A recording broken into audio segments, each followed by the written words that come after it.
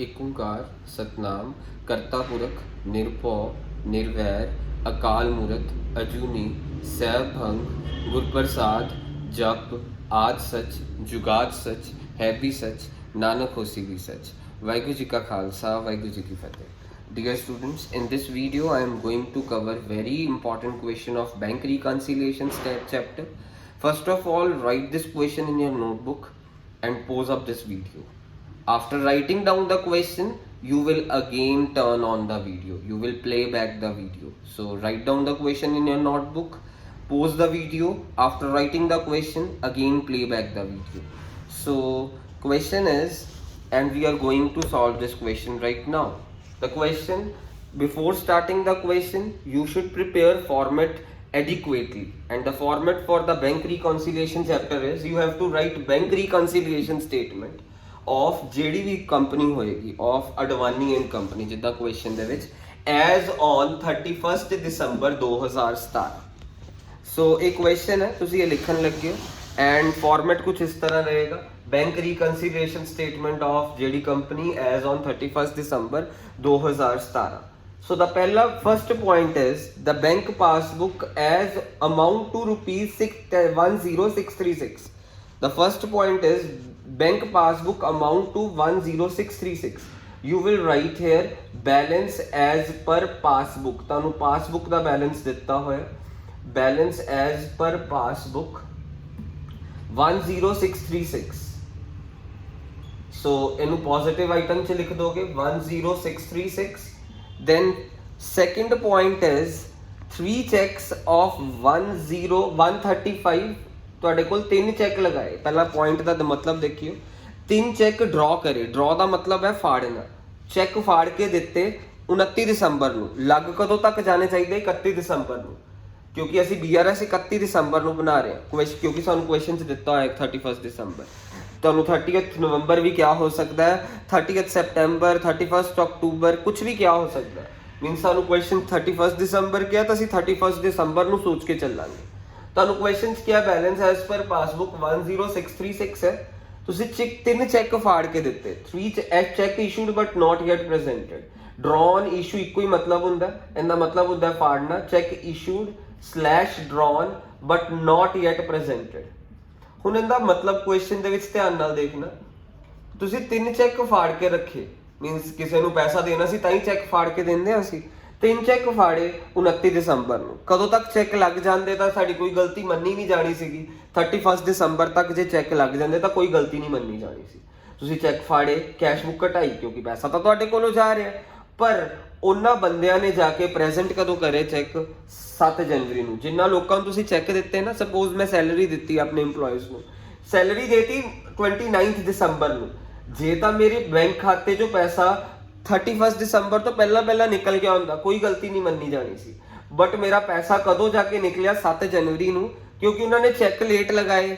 Means passbook ਮੇਰੀ ਵਧੀ ਪਈ ਹੈ, ਕਿਉਂਕਿ ਮੇਰੇ ਬੈਂਕ ਖਾਤੇ 'ਚੋਂ ਹਲੇ ਪ੍ਰੈਜ਼ੈਂਟ ਮੇਰੇ ਚੈੱਕ ਮੈਂ ਫਾੜ ਕੇ ਤਾਂ ਦੇਤਾ, ਪਰ ਜਿਹਨੂੰ ਦਿੱਤਾ ਉਹਨੇ ਪ੍ਰੈਜ਼ੈਂਟ ਨਹੀਂ ਕਰਿਆ ਬੈਂਕ 'ਚ। ਜੇ 31 ਦਸੰਬਰ ਜਾਂ ਉਸ ਤੋਂ ਪਹਿਲਾਂ ਕਰ ਦਿੱਤਾ ਹੁੰਦਾ ਤਾਂ ਕੋਈ ਗਲਤੀ ਨਹੀਂ ਮੰਨੀ ਜਾਣੀ ਸੀ। ਪਰ ਇਹ ਕਦੋਂ ਜਾ ਕੇ ਪ੍ਰੈਜ਼ੈਂਟ ਹੋਇਆ? 7 ਜਨਵਰੀ ਨੂੰ। ਮੇਰੇ ਬੈਂਕ ਖਾਤੇ 'ਚੋਂ ਯਾਨੀ ਪੈਸਾ ਨਿਕਲਿਆ ਕਦੋਂ ਹੈ?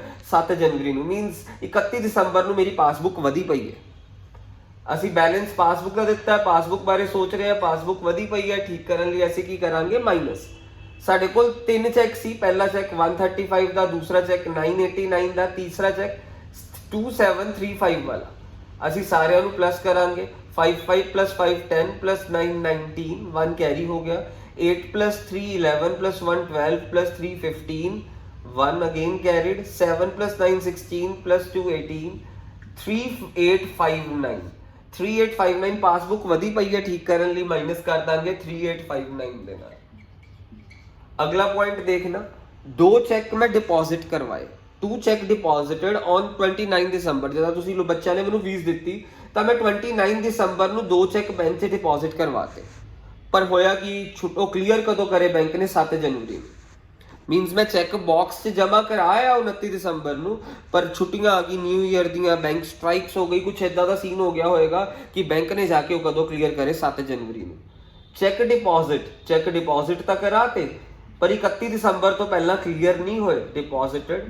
But not yet clear. ਜੇ 31 ਦਸੰਬਰ ਤੋਂ ਪਹਿਲਾਂ ਕਲੀਅਰ ਹੋ ਚੁੱਕੇ ਹੁੰਦੇ ਨਾ ਤਾਂ ਕੋਈ ਗਲਤੀ ਨਹੀਂ ਮੰਨੀ ਜਾਣੀ ਸੀ, ਉਹ ਕੋਈ ਗਲਤੀ ਨਹੀਂ ਹੋਣੀ ਸੀ ਤੇ ਅਸੀਂ ਇੱਥੇ ਲਿਖਣਾ ਵੀ ਨਹੀਂ ਸੀਗਾ। ਪਰ ਅਸੀਂ ਡਿਪੋਜ਼ਿਟ ਕਰਵਾ ਦਿੱਤਾ, ਮੀਨਸ ਚੈੱਕ ਡਿਪੋਜ਼ਿਟ ਕਰਾਣਾ ਮੀਨਸ ਕਿਤੋਂ ਦੀ ਮੈਨੂੰ ਪੈਸਾ ਆਇਆ, ਮੈਨੂੰ ਸਪੋਜ਼ ਤੁਹਾਡੇ ਤੋਂ ਫੀਸਾਂ ਆਈਆਂ ਤੇ ਮੈਂ ਚੈੱਕ ਡਿਪੋਜ਼ਿਟ ਕਰਾਤਾ, ਮੈਂ ਕੈਸ਼ ਬੁੱਕ ਤਾਂ ਵਧਾਤੀ ਪਰ ਮੇਰੀ ਪਾਸਬੁੱਕ ਜਾ ਕੇ ਕਦੋਂ ਵਧੀ 7 ਜਨਵਰੀ ਨੂੰ, ਮੀਨਸ 31 ਦਸੰਬਰ ਨੂੰ ਮੇਰੀ ਪਾਸਬੁੱਕ ਘਟੀ ਪਈ ਹੈ। ਅਸੀਂ 31 ਦਸੰਬਰ ਦੇ ਮੀਨਸ ਹੁਣ ਪਾਸਬੁੱਕ ਦੇ ਬਾਰੇ ਸੋਚ ਰਹੇ ਕਿਉਂਕਿ ਬੈਲੈਂਸ ਐਸ ਪਰ ਪਾਸਬੁੱਕ ਦਿੱਤਾ ਹੈ, ਪਾਸਬੁੱਕ ਘਟੀ ਪਈ ਹੈ, ਠੀਕ ਕਰਨ ਲਈ ਪਲੱਸ ਕਰਾਂਗੇ। ਚੈੱਕ ਕਿੰਨੇ ਸੀਗੇ? 2 ਚੈੱਕ ਸੀਗੇ, ਇੱਕ 6534 ਵਾਲਾ, ਇੱਕ ਸੀਗਾ 2080 ਵਾਲਾ। ਸੋ ਇਹਨਾਂ ਨੂੰ ਪਲੱਸ ਕਰਿਆ 8 + 3 11 ਸੇ 8614। ਪਾਸਬੁੱਕ ਘਟੀ ਪਈ ਹੈ, ਠੀਕ ਕਰਨ ਲਈ ਕੀ ਕਰ ਦਾਂਗੇ ਅਸੀਂ? ਪਲੱਸ ਕਰ ਦਾਂਗੇ 8614। ਸੋ ਹੁਣ ਅਗਲਾ ਪੁਆਇੰਟ ਦੇਖਿਓ, अगला पॉइंट डी पॉइंट है, interest charge by bank not entered in cash book. Interest bank ने चार्ज कर लिया पर असी कैश बुक च नहीं लिखा। Interest charge by bank, interest charge by bank not entered in cash book, not entered in cash book. Interest charge कर लिया बैंक ने, हले तक असी उन्होंने कैश बुक च लिखिया ही नहीं। मीनस ਇਹਦੇ ਨਾਲ ਹੋਇਆ ਕਿ मेरे बैंक चो पैसा तो निकल गया, मेरी पासबुक घट गई क्योंकि मेरे बैंक खाते चो पैसा निकल गया, बैंक ने ब्याज चार्ज कर ली है पर मैं कैश बुक च लिखिया ही नहीं। मीनस कैश बुक च खर्चा नहीं लिखा, कैश बुक वधी पई है। पासबुक बारे सोच रहे हैं, पासबुक वधी पई है, ठीक करने लिए माइनस कर देवांगे। इंटरेस्ट कितने का सी? 87 रुपीज़ का। ई पॉइंट देखना, in accordance with standing instruction of client, bank had paid rupees 250 subscription for a club and 1257 life insurance premium for which no entry was found in cash book। ਉਹ ਕਹਿੰਦੇ ਕਿ client ਦੀ standing instruction ਨੇ bank ਨੇ club ਦਾ insurance ਪੇ ਕਰ, club ਦੀ membership fees ਪੇ ਕਰਤੀ ਤੇ life insurance premium ਵੀ ਪੇ ਕਰਤਾ। ਹੁਣ ਸਟੈਂਡਿੰਗ ਇਨਸਟਰਕਸ਼ਨ ਹੁੰਦਾ ਕੀ ਹੈ? ਹੁਣ ਨਾ ਇਨਸਾਨ ਡਿਊ ਡੇਟਾਂ ਭੁੱਲ ਜਾਂਦਾ। ਸਪੋਜ਼ ਮੇਰੀ ਰੀਚਾਰਜ ਇੰਟਰਨੈਟ ਬਿੱਲ ਵਾਲੀ ਡਿਊ ਡੇਟ ਮੈਂ ਭੁੱਲ ਜਾਣਾ ਤਾਂ ਫਿਰ ਇਸ ਤੋਂ ਪਹਿਲਾਂ ਮੇਰਾ ਇੰਟਰਨੈਟ ਵਾਲਾ ਕਨੈਕਸ਼ਨ ਬੰਦ ਕਰਨ ਤਾਂ ਇਹ ਮੈਨੂੰ ਅੱਛਾ ਨਹੀਂ ਲੱਗਦਾ। ਇਸ ਲਈ ਮੈਂ ਆਪਣੇ ਬੈਂਕ ਨੂੰ ਕੀ ਕਹਿ ਦਾਂਗਾ ਕਿ ਹਾਂ ਜਦੋਂ ਵੀ ਡਿਊ ਡੇਟ ਆਏ ਮੈਨੂੰ ਬਿਨਾਂ ਪੁੱਛੇ ਹੀ ਪੈਸਾ ਪੇ ਕਰ ਦੇਈਂ। ਕੀ ਕਹਿੰਦੇ ਆ ਉਹਨੂੰ, ਇੰਸ਼ੋਰ ਜਿਹੜੀ ਵੀ ਕੰਪਨੀ ਹੋਏਗੀ ਏਅਰਟੈਲ ਵਾਲੀ ਜਾਂ ਜੀਓ ਵਾਲੇ, ਜਿਹੜਾ ਵੀ ਮੇਰਾ ਇੰਟਰਨੈਟ ਕਨੈਕਸ਼ਨ ਲੱਗਿਆ ਡਿਊ ਡੇਟ ਤੋਂ ਪਹਿਲਾਂ ਮੀਨਸ ਡਿਊ ਡੇਟ ਹੁੰਦਾ ਕਿ ਇਨਸਾਨ ਭੁੱਲ ਜਾਂਦਾ।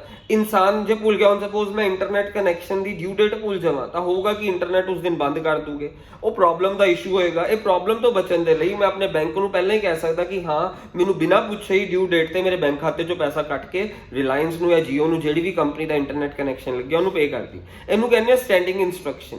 ਸਟੈਂਡਿੰਗ ਇੰਸਟਰਕਸ਼ਨ ਤੇ ਸਟੈਂਡਿੰਗ ਇੰਸਟਰਕਸ਼ਨ ਨਾਲ ਅਸੀਂ ਆਪਣੀ ਲਾਈਫ ਇੰਸ਼ੋਰੈਂਸ ਪ੍ਰੀਮੀਅਮ ਵੀ ਪੇ ਕਰ ਸਕਦੇ ਹਾਂ, ਕਲੱਬਾਂ ਦੀ ਸਬਸਕ੍ਰਿਪਸ਼ਨ ਫੀਸ ਵੀ ਪੇ ਕਰ ਸਕਦੇ ਹਾਂ।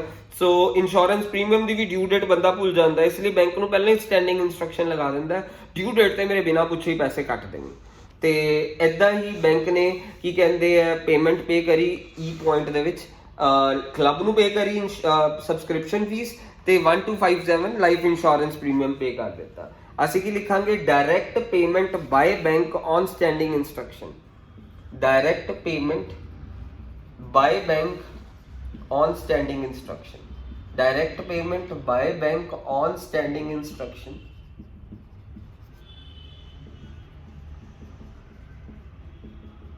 ਸੋ ਇਹਦੇ ਵਿੱਚ ਹੈ ਕਿ ਬੈਂਕ ਨੇ ਸਿੱਧੀ ਪੇਮੈਂਟ ਕਰ ਦਿੱਤੀ, ਮੀਨਸ ਮੇਰੀ ਪਾਸਬੁੱਕ ਕੀ ਕਰ ਗਈ? ਬੈਂਕ ਨੇ ਸਿੱਧਾ ਹੀ ਪੇ ਆਊਟ ਕਰ ਦਿੱਤਾ, ਮੇਰੀ ਪਾਸਬੁੱਕ ਕੱਟ ਗਈ। ਮੀਨਸ ਮੈਨੂੰ ਬਿਨਾਂ ਦੱਸੇ ਹੀ ਬੈਂਕ ਨੇ ਮੈਨੂੰ ਕਿਹਾ ਕਿ ਮੈਂ ਬੈਂਕ ਨੂੰ ਪਹਿਲਾਂ ਹੀ ਇੰਸਟਰਕਸ਼ਨ ਲਗਾਤੀ ਸੀ, ਮੈਨੂੰ ਬਿਨਾਂ ਦੱਸੇ ਹੀ ਬੈਂਕ 'ਚੋਂ ਪੈਸਾ ਕੱਟ ਲਈ। ਬੈਂਕ ਨੇ ਤਾਂ ਕੱਟ ਲਿਆ ਪਰ ਹਲੇ ਤੱਕ ਮੈਂ ਕੈਸ਼ ਬੁੱਕ 'ਚ ਨਹੀਂ ਲਿਖਿਆ, ਕੈਸ਼ ਬੁੱਕ 'ਚ ਖਰਚਾ ਨਹੀਂ ਲਿਖਿਆ, ਕੈਸ਼ ਬੁੱਕ ਵਧੀ ਪਈ ਹੈ। ਸੋ ਹੁਣ ਆਪਣੀ ਪਾਸਬੁੱਕ ਕੱਟੀ ਪਈ, ਅਸੀਂ ਪਾਸਬੁੱਕ ਬਾਰੇ ਸੋਚ ਰਹੇ ਹਾਂ, ਕੱਟੀ ਪਈ ਹੈ, ਠੀਕ ਕਰਨ ਲਈ ਪਲੱਸ ਕਰਾਂਗੇ। ਵੈਲਿਊ ਕਿੰਨੀ ਹੈ? ਇੱਕ 250 ਰੁਪਇਆ ਕਲੱਬ ਦੀ ਫੀਸ ਹੈ ਤੇ 1257 ਉਹਦੀ ਫੀਸ ਹੈ ਆਪਣੇ ਲਾਈਫ ਇੰਸ਼ੋਰੈਂਸ ਪ੍ਰੀਮੀਅਮ ਦੀ। ਇੱਥੇ 7 5 + 5 10 2 + 2 4 + 1 5 1507। ਪਾਸਬੁੱਕ ਘਟੀ ਪਈ ਹੈ, ਠੀਕ ਕਰਨ ਲਈ ਪਲੱਸ ਕਰ ਦੇਵਾਂਗੇ। ਕੀ ਪਲੱਸ ਕਰਾਂਗੇ? 1507 1507 ਅਸੀਂ ਪਲੱਸ ਕਰ ਦਿੱਤਾ। ਅਗਲਾ point F point. F point ਧਿਆਨ ਨਾਲ ਦੇਖਿਓ। F points ਕੀ ਕਿਹਾ? Bank has collected dividend on behalf of client on shares of Hindustan Silk Mills। ਅੱਛਾ, ਡਿਵੀਡੈਂਡ ਕੀ ਹੁੰਦਾ? ਜੋ ਸ਼ੇਅਰਸ ਦੇ ਬਾਜ਼ਾਰ ਦੇ ਵਿੱਚ ਬੰਦੇ ਦੀ ਕਮਾਈ ਹੁੰਦੀ ਹੈ ਉਹਨੂੰ ਡਿਵੀਡੈਂਡ ਕਹਿੰਦੇ ਆ। ਤੇ ਐਫ ਪੁਆਇੰਟ ਦੇ ਵਿੱਚ ਕੀ ਸੀਗਾ, ਬੈਂਕ ਨੇ ਨਾ ਡਿਵੀਡੈਂਡ ਕਲੈਕਟ ਕਰ ਲਿਆ, ਮੀਨਸ ਹਿੰਦੁਸਤਾਨ ਮੈਸਰਸ ਹਿੰਦੁਸਤਾਨ ਮਿਲਸ ਦੇ ਅਸੀਂ ਸ਼ੇਅਰ ਖਰੀਦੇ ਹੋਏ ਸੀਗੇ, ਅਡਵਾਨੀ ਐਂਡ ਕੰਪਨੀ ਨੇ ਮੈਸਰਸ ਹਿੰਦੁਸਤਾਨ ਮਿਲਸ ਦੇ ਸ਼ੇਅਰ ਖਰੀਦੇ ਹੋਏ ਸੀ, ਤੇ ਉਹਨੂੰ ਕੀ ਆ ਗਿਆ, ਸਿੱਧਾ ਹੀ ਪੈਸਾ ਆ ਗਿਆ, ਮੀਨਸ ਡਿਵੀਡੈਂਡ ਦਾ, ਮੀਨਸ ਸ਼ੇਅਰ ਬਾਜ਼ਾਰ ਵਾਲੀ ਕਮਾਈ ਉਹਦੇ ਬੈਂਕ ਖਾਤੇ 'ਚ ਸਿੱਧਾ ਆ ਗਈ, ਤੇ ਹੋਏਗਾ ਕਿ ਪਾਸਬੁੱਕ ਵੱਧ ਗਈ ਹੈ, ਹਾਲੇ ਤੱਕ ਉਹਨੇ ਕੈਸ਼ ਬੁੱਕ 'ਚ ਲਿਖਿਆ ਨਹੀਂ। Direct collection of dividend by bank, direct collection किंदी करी, डिविडेंड दी, किन्ने कलैक्शन करी, by bank. Direct collection of dividend by bank, bank ने डिविडेंड कलैक्ट कर लिया, इहदे नाल मेरी कैश बुक की कर गई, पहला पासबुक वध गई क्योंकि बैंक ने पैसा ले लिया, मीनस मेरे भी हाफ ते पैसा ले लिया, जो मैनू आना सी, मैनू जो मेरा पैसा आया शेयर बाजार तो, मीनस बैंक ने वो कलैक्ट कर लिया, मीनस मेरा बैंक खाता वध चुका है, पासबुक वध चुकी है, हाल तक मैं कैश बुक च लिखा नहीं, कैश बुक घटी पई है। सो पासबुक बारे सोच रहे हो, पासबुक वधी पई है, ठीक करने लिए माइनस करांगे कितना, 900 रुपया माइनस कर दिता सी। उस तो अगला point G point, one check of ₹2634 deposited in bank and duly accounted for in passbook was not entered in cash book। ਜਿੱਦਾਂ ਕੀ ਹੋਇਆ, ਮੈਨੂੰ 2634 ਦਾ ਚੈੱਕ ਆਇਆ ਤੇ ਮੈਂ ਬੈਂਕ 'ਚ ਵੀ ਲਗਾਤਾ, ਬੈਂਕ 'ਚ ਪੈਸਾ ਵੀ ਆ ਗਿਆ, ਪਾਸਬੁੱਕ ਵੱਧ ਗਈ, ਪਰ ਅਸੀਂ ਕੈਸ਼ ਬੁੱਕ 'ਚ ਲਿਖਣਾ ਭੁੱਲ ਗਏ। So cheque cleared but not cheque deposited but and clear, cheque deposit ਵੀ ਕਰਾ ਦਿੱਤਾ ਸੀ, ਜਿੱਦਾਂ ਮੈਨੂੰ ਟਿਊਸ਼ਨ ਫੀਸ ਆਈ, ਮੈਂ ਮੇਰਾ ਕਲੀਅਰ ਵੀ ਹੋ ਗਿਆ, ਐਂਡ ਕਲੀਅਰ ਵੀ ਹੋ ਗਿਆ, and cleared but not entered in cash book, but not entered in cash book, check deposited and cleared but not entered in cash book। मेरा चेक जो डिपॉजिट कराया, मैंने ट्यूशन फीस आई सपोज ਤੁਹਾਡੇ ਤੋਂ, ਤੇ मैं चेक अपना deposit कराया, मेरी पासबुक भी वध गई, क्लियर हो गया क्योंकि मेरा चेक, बट मैं कैश बुक से लिखना भूल गया, कैश बुक की करी पई है, घटी पई है, चेक बैंक 'ਚ जमा कराया, बैंक ने क्लियर भी कर दिता, मैनू पैसा आया सी ट्यूशन फीस का, मैं चेक डिपॉजिट कराया, क्लियर भी हो गया, पर हाल तक मैं उन्होंने कितने नहीं लिखा, हाल तक मैं उन्होंने कैश बुक 'ਚ नहीं लिखा। पासबुक वधी पई है, कैश बुक घटी पई है, पासबुक वधी पई है, ठीक करने लिए माइनस कर देवांगे। चेक किन्ने दा सीगा, 2634 वाला, 2634। हुण असीं की करांगे, दोनों तरफ टोटल करांगे, दोनों तरफ असीं टोटल करन जा रहे, ध्यान नाल देखिए।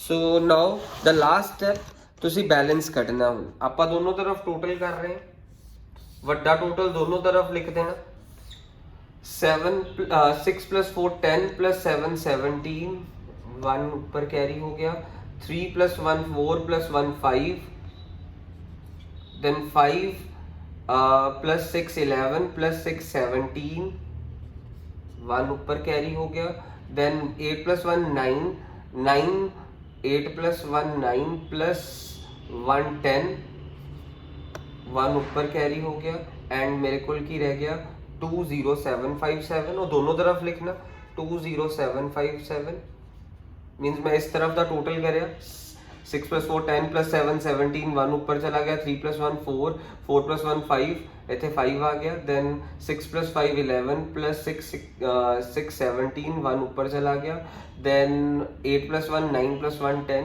20757 दोनों पासे लिखिया, इदा दोनों का टोटल करे। हुण 20757 चो आ सारा कुछ माइनस कर देना। सो पहला मैं इन्हां दा टोटल कर देना सारियां दा, मीनस इदा टोटल वड्डा सी, दोनों तरफ लिखिया, हुण मैं इदा टोटल सारियां दा कर लेना, 4 + 7 11 + 9 20, 2 ऊपर चला गया, 5 + 2 7 7 + 8 15 + 3 18, 1 carried, then 8 + 1 9 9 + 9 18 18 + 6 24, 2 carried, 2 + 3 5 + 2 7 7480, मीनस इन्होंने सारिया का टोटल करके आ रहा है, इन्होंने चारों का टोटल करके 7480 आ रहा है। सो हुण मैं करांगा कि फाइनल आंसर की होगा, 20757 चो 7480 माइनस कर देवांगा, सो 15 - 8 that is 7, then 6 - 4 is 2, then 10 - 7 is 3, 13277, मीनस इधर आ रहा, मीनस ये दोनों का टोटल, मीनस आ वाला टोटल वड्डा सीगा 20757, वो इत्थे भी लिखिया, इत्थे भी लिखिया, हुण इनका टोटल की सीगा असल 7480, 20757 चो 7480 माइनस करया, मेरे को की आया 13277, ਇਹਨੂੰ ਮੈਂ ਕਹਾਂਗਾ ਕਿ ਬੈਲੈਂਸ ਐਸ ਪਰ, ਜੇ ਮੇਰੇ ਕੋਲ ਸਟਾਰਟਿੰਗ ਚ ਪਾਸਬੁੱਕ ਸੀ ਤਾਂ ਇਹਨੂੰ ਕੀ ਕਹੂੰਗਾ, balance as per cash book, balance as per cash book. Starting ਚ ਬੈਲੈਂਸ ਐਸ ਪਰ ਪਾਸਬੁੱਕ ਸੀ ਤੇ ਹੁਣ ਜਿਹੜਾ ਸੋਲਵ ਕਰਕੇ ਆਇਆ ਉਹ balance as per cash book ਹੋਊਗਾ। That's it.